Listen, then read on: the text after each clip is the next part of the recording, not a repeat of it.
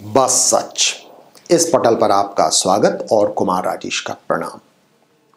आज पूरा देश उबाल पर है।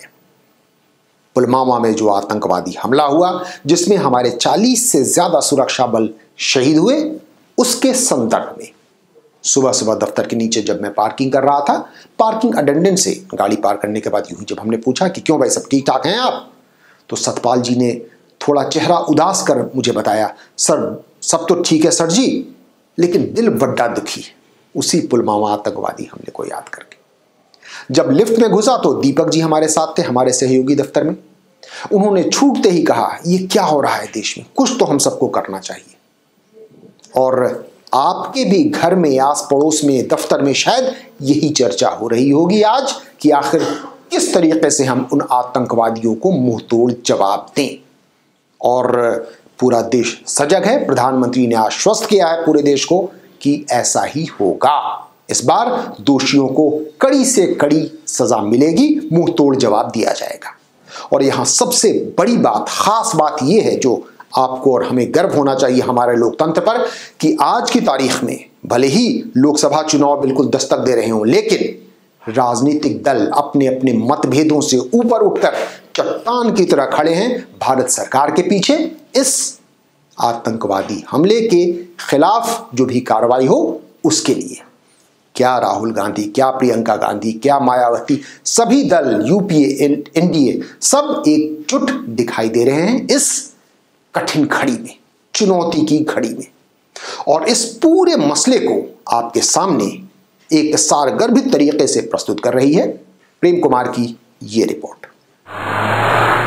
मैं देश को भरोसा देता हूं कि हमले के पीछे जो ताकतें हैं, इस हमले के जो भी गुनहगार हैं, उन्हें उनके किए की सजा अवश्य मिलेगी।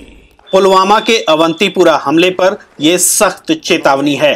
प्रधानमंत्री नरेंद्र मोदी ने पाकिस्तान का नाम नहीं लिया है, तो इस चेतावनी की गंभीरता और बढ़ गई है। इसका मतलब यह हुआ कि भारत सबूतों के साथ बात करने वाला है। हमले का जवाब दिया जाएगा। हमले के योजनाकारों, मददगारों और साजिशकर्ताओं को करारा जवाब मिलेगा।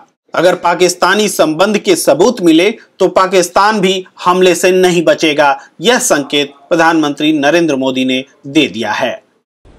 मैं आतंकी संगठनों को और उनके सरपरस्तों को कहना चाहता हूं कि वे बहुत बड़ी गलती कर चुके हैं। बहुत बड़ी कीमत उनको चुकानी पड़ेगी। विपक्ष भी सरकार के साथ एकजुट है।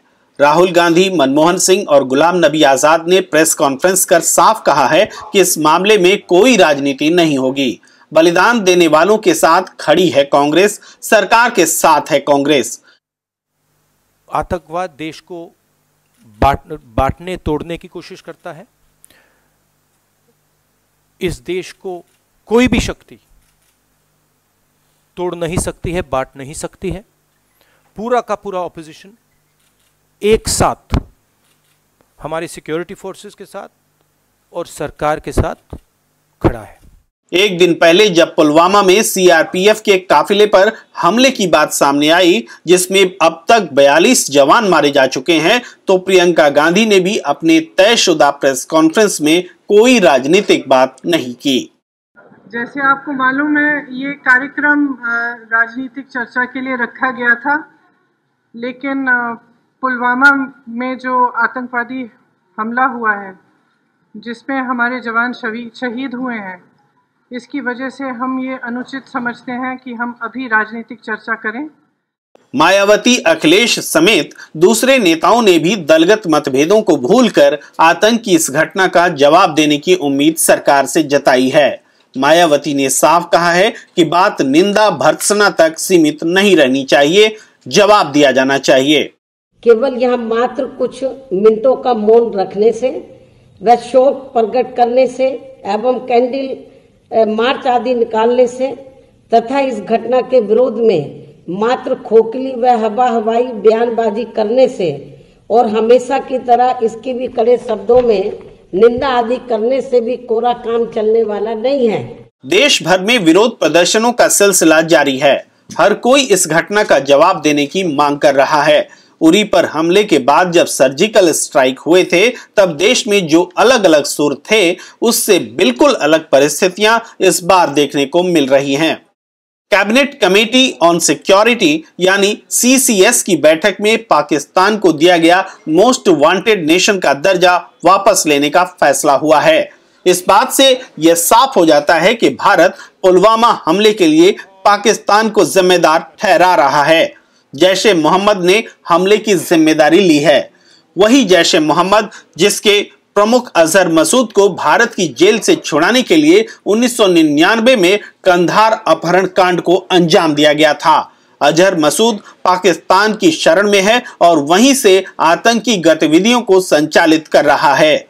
भारत को रूस, अमेरिका, इजराइल, फ्रांस जैसे देशों से समर्थन मिल रहा है और यह नैतिक बल भी कि भारत को बदला लेने का पूरा हक है। ऐसे में यह सही मौका है जब अजहर मसूद के मसले पर भारत एक बार फिर चीन से बात करे और उसे दुनिया के मोस्ट वांटेड आतंकी घोषित करने की UN की पहल में साथ देने का आग्रह करे। चीन ने दो बार वीटो लगाकर अजहर मसूद का बचाव किया है।